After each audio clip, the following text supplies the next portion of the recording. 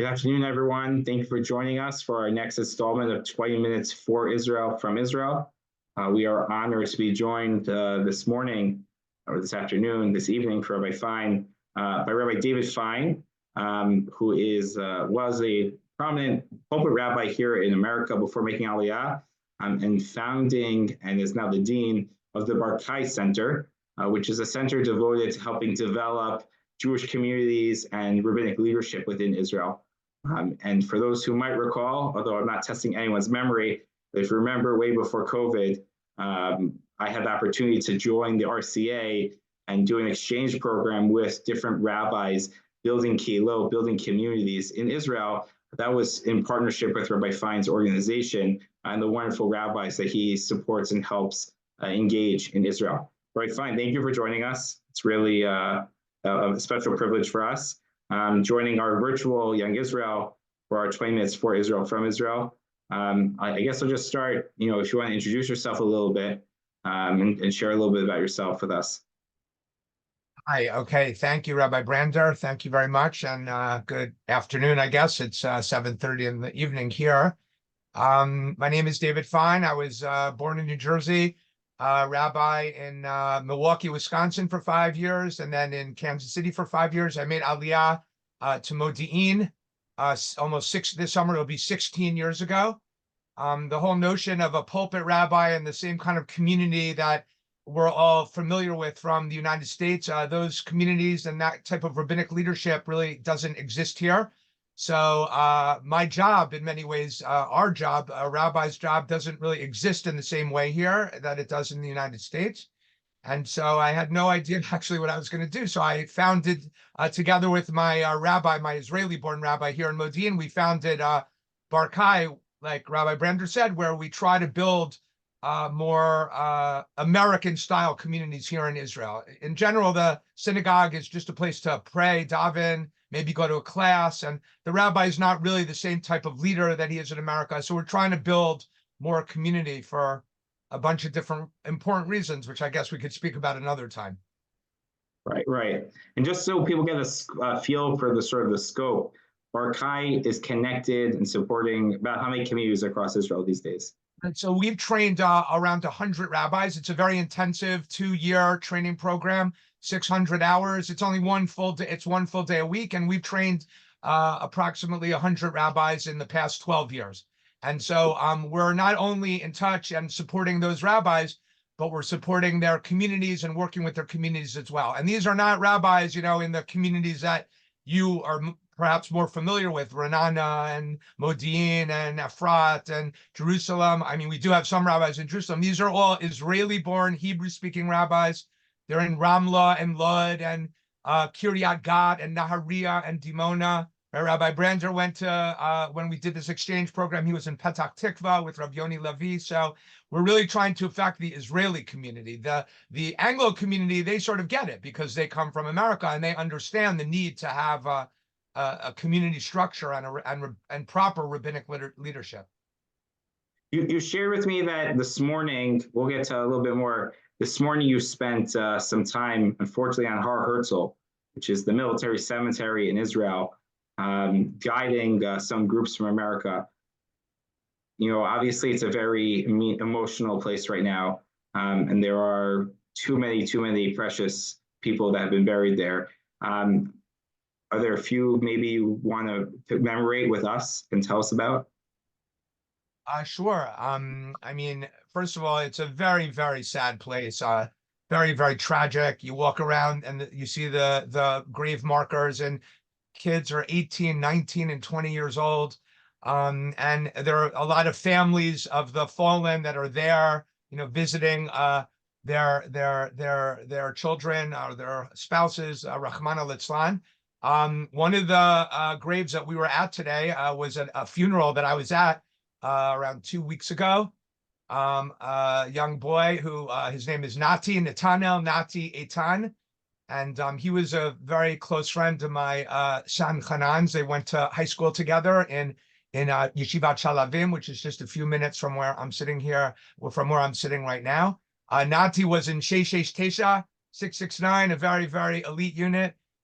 He was in Gaza with his unit they believed that they were in a clean area, and it turns out that they walked into a booby trap in a building.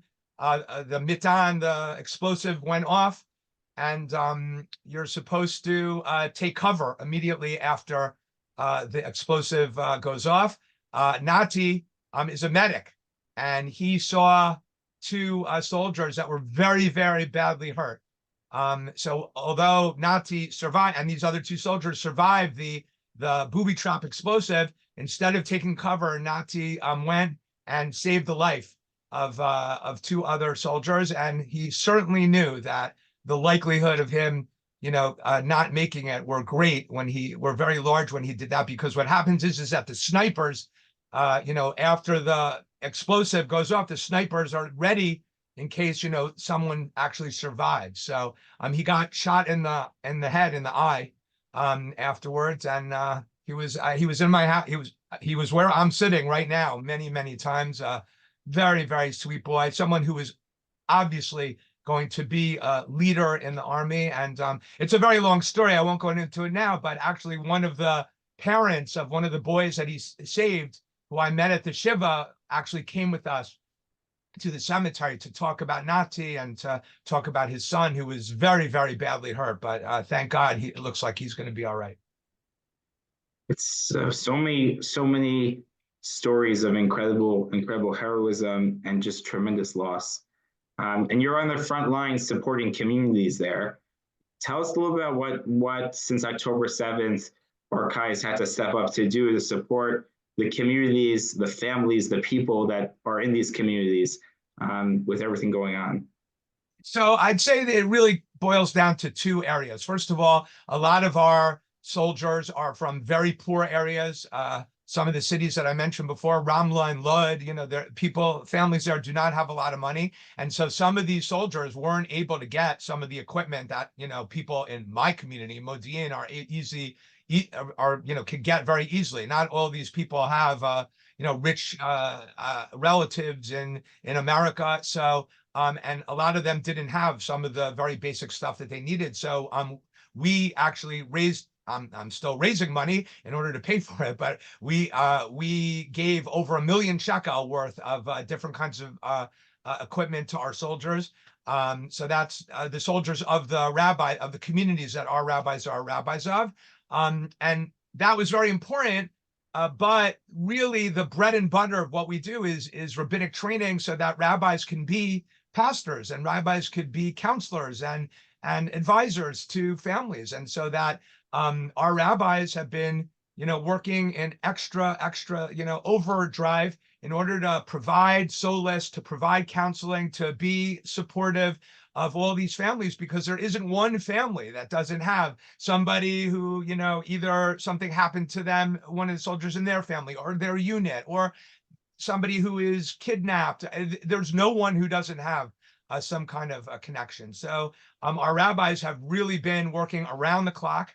And something that most people don't know is that all of these rabbis in Israel, because like I said before, the pulpit doesn't really exist to the same extent as it does in America. All these rabbis are so-called part-time in their shul. And in order to make enough money, they have another full-time job, right? So because the pulpits don't pay enough money for them to be able to support their families. So they're already before wars, without wars, working in overtime. And some of these rabbis have been called up to reserves, right? So there are rabbis that have barely even been in their communities, have been up in the north, down in the south near Gaza, and have been trying to sort of keep up with their communities by, with their telephones. So we've been trying to be a support to these rabbis so that they could be a support to, literally our rabbis are probably ministering to 20, 30,000 people out there.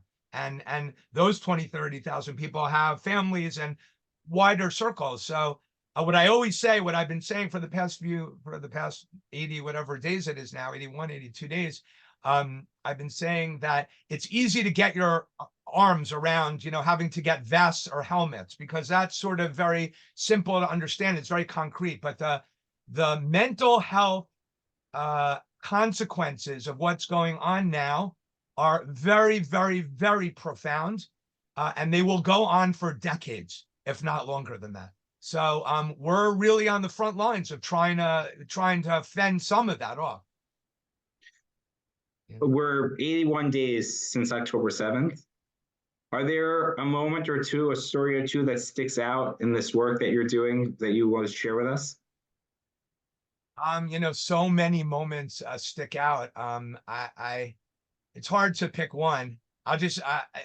While I talked about all the tragedy that exists, and there's no way of getting around the tragedy. A lot of people will say, "Oh, there's so much inspiration and so much chesed and gvura, heroism." Yes, there is all of that, and it's very, very inspiring and very, very meaningful. But there certainly is a lot of tragedy.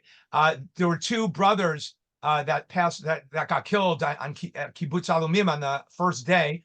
The Slutky brothers, you may have heard of them, Yishai and Noam. I worked very closely with the father, who's a rabbi in Jerusalem, and I was at their funeral. Parents have to bury two young sons at the same time. I was also at his funeral, at the shiva rather, and at the shiva, an officer walked in. I know we don't have a lot of time, so I'm really telling the very short version of this. So an officer walked in.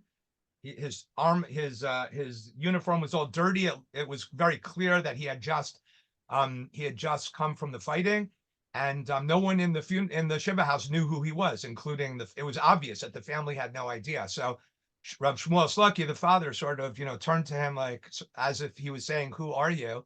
And he it turns out was the commander of the division that went in on Sunday night, October 8th, into Kibbutz Alumim, and he was the first person who saw these bodies of their children, and he was the one, and their unit actually were the ones who cleared out their bodies from Kibbutz Alumim. And he talked about the fact that everyone is worried about the smell of dead bodies, because these bodies had been there for many hours at that time, and people say that this is what he said. People say that the dead bodies that you smell will stay with you and cause trauma for the rest of your life, and it's something you should try and avoid. And he said that he walked over to these two boys and he started sort of stroking their hands and their cheeks, and he smelled the smell, and he said that what he smelled was the reach Gan Eden, right? The smell of the Garden of Eden, right? Meaning, he says, these people are Kedoshim, these people are holy people. And then, so whatever is associated with them is holy and is associated with Gan Eden. So he says, I want to smell that smell, for the rest of my life, because it's so kadosh, it's so inspiring. And so to see a chayal, a commander like that, say something like that at such a difficult moment, to me, that was perhaps the moment in this war that it was the most profound. Again, I really told the short version of it, but it was a very, very tragic situation. But yet, even Rav Shmuel, the father, I have not yet I've been to many, many shivas and many, many funerals, and I've not been yet to one funeral or one shiva where I didn't come out totally, strengthened by the family. I mean, the heroism and the recognition that although this is a tragedy, the fact is that these people died for something much bigger than themselves. And the phrase is bati lechazek. I came to strengthen others, v'yatzati mitchazek, but I left strengthened by them. So I think that happens quite a bit. Switching gears for a second, part of the role of this program is for us to get a sense sort of behind the headlines. What would you say, obviously you're not speaking for all of Israel, but is the mood today going on now sort of in Israel and society? I think that although you're seeing cracks in the unity a little bit that immediately took hold right after October 7th, it seems to me that in general there is still widespread support for continuing this war. There's still widespread support for everything that's going on, and I still believe that people are really trying and succeeding to keep this this notion and this feeling of unity. Saturday night is the most difficult time for me in Israel. When I turn on my phone, I know that I'm going to see how many soldiers died, over Shabbat. I turned on my phone this Saturday night, and I didn't see anything I said, oh my God, this is like the first Saturday night since the war started. Maybe I'm wrong about that, but it's certainly one of the first that there were no soldiers killed on Saturday over Shabbat. And then 2 hours later, we saw how many soldiers were killed. And on Sunday morning, there were 13 soldiers that were killed. So Sunday and this week in general has been a very, very, very difficult week. And I spent 2 hours at Har Herzl this morning. Many of these funeral, or not many, all of them were over the past few days, and a lot of the family members come back later. Obviously, not these because they're sitting shiva. But so again, the feeling I believe is still very, very positive and very, very strong, even though it's so tragic. So it's very mixed feelings, but I think that people are still very, very much behind what's going on. So we were talking to a group of American Jews who obviously cared deeply about Israel, and many more will be listening to this recorded. What do you think we need to know here in America? What do we need to know? What do we need to be doing in your perspective? So there are several answers to that. I think that the first answer is really a continuation of what I was just saying. I have friends and family, and now a lot of these missions are coming because this week are the secular holidays in America. So there are a lot of people here, and I've seen this reaction so many times. People think that we're scared and we're sitting in our houses and despondent and all those kinds of things. And obviously, you can't get around the fact that in many ways, like I said before, this was so tragic, but when you come here, you feel uplifted, you feel inspired, by what I always say is the greatest outpouring of chesed probably in Jewish history, right? And so you cannot avoid being very inspired. So I think that's very important that people know, and I think that people, in a very, very practical sense, because a lot of people were asking me this.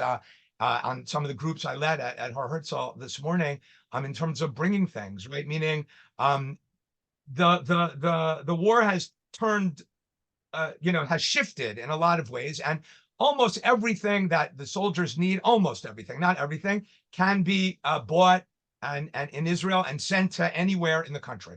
I do this almost every day, and I still see people, schlepping back. So it's great that people want to help, but if people buy stuff in Israel, then we end up supporting the Israeli economy, which on the front page of the Jerusalem Post, which I have on my table right outside my office here, they're claiming that if the war goes on until the end of February, there's going to be another $50 billion or dollars or shekel, I can't remember, of I assume it's shekel and of costs, and that is going to make the deficit skyrocket even more than it skyrocketed until now. So I think that it's very, very important to try to support the Israeli economy to the extent possible. And also come visit, right? Try.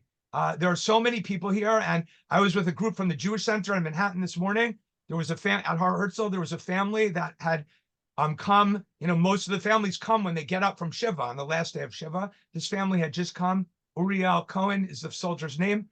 Look him up. Wonderful, wonderful kid. These soldiers are the sweetest, sweetest of the sweet, each one of them. Right? You look at their pictures on the internet and you just see how sweet they are. And the group went over and said, oh, we're so sorry. We love you. We're here to strengthen you. And the family who met these people 60 seconds ago and who probably will never see them again. The father, I took his number because he wanted me to send the group some pictures. He's been writing me all day about how wonderful and how consoling it was. So, and I think that really shows something very, very important. Each little, very seemingly insignificant act is extremely significant. I'll just end with this, that at the beginning of the war, I started hearing from people that I hadn't heard from in 30, 40 years, calling to make sure that I'm all right. And they don't realize how amazingly important that was. And it still is, right? Pick up a phone, call somebody in Israel and wish them good Shabbos. I have rabbi friends in America that send me a text every Friday afternoon in Israel saying, Shabbat Shalom, I'm thinking about you. I can't even begin to tell you how meaningful that is. So I hope I answered your question in 3 different ways. Thank you. Thank you, Rabbi Fine. Thank you so much for taking some time to be with us. I'm going to put one slight plug in. shameless plug.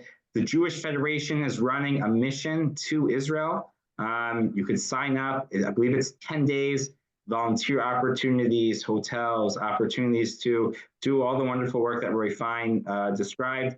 If you're interested, feel free to reach out to me or the Jewish Federation to take part. It's really such a powerful thing that we can all do from America right now, in addition to all the different things that we're doing. So again, the Jewish Federation is putting that together, and if you can be part of it, I highly encourage you to be part of that. Rabbi Fine. If you could just let me, if you could just let me say one last thing. First of all, I want to thank you, Rabbi, because this is amazing, and getting the word out there and hearing these stories and is so critically important. And I really am very grateful to you for doing that and for inviting me and giving me the honor to be here. And I'd also say, if any of you need anything in Israel, need to know volunteer opportunities, Rabbi Brander has my number, and I'm very happy to be your, eyes and ears on the ground here in Israel. Right. And you can learn more about the wonderful work Barkai does on their website.